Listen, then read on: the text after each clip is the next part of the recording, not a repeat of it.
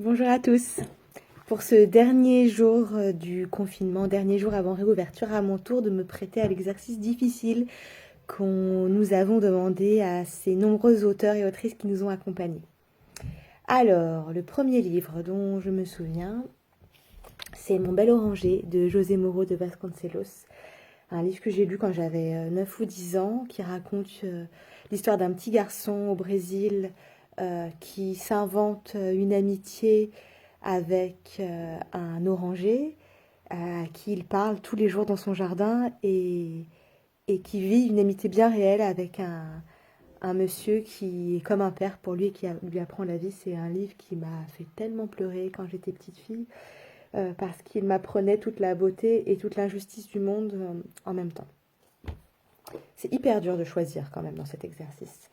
Le livre qui m'accompagnera toujours après beaucoup d'hésitations, j'ai choisi Le journal de la garce en 2 tomes, au solitaire intempestif. La garce, qui est un grand monsieur du théâtre mort en 1995 et qui, dans son journal qu'il a rempli consciencieusement, passionnément jusqu'à sa mort, il raconte son travail, ses rencontres, son écriture, ses amitiés, ses amours, ses tragédies, ses grands risques, ses doutes, ses beautés, enfin il y a tout, à n'importe quelle page. C'est vraiment des écrits bouleversants.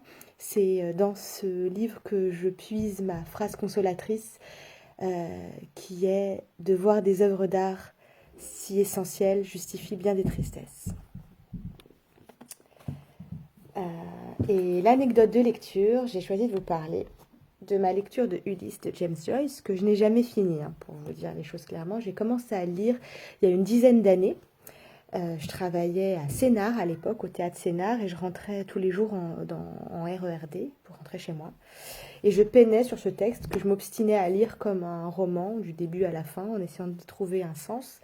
Et un jour, j'étais dans un compartiment du RERD où j'étais toute seule, en tout cas je pensais que j'étais toute seule, et alors que le train était en marche, je lève les yeux et devant moi, presque comme par magie, un type assez, assez louche. Je sais pas s'il était alcoolisé, drogué, enfin en tout cas il semblait pas forcément dans son état normal. Donc voilà, j'étais seule avec lui dans le compartiment. Premier réflexe un peu honteux, c'est d'en avoir un petit peu peur, enfin peur de ce qui va se passer. Et il me dit, tu lis Ulysse de James Joyce, c'est bien, il faut le lire jusqu'au bout. Je l'ai lu quand j'avais 20 ans. Et aujourd'hui, regarde, je ne lis plus. Je fume, je bois, je suis seule, il faut continuer à lire. Et je repose les yeux sur mon livre.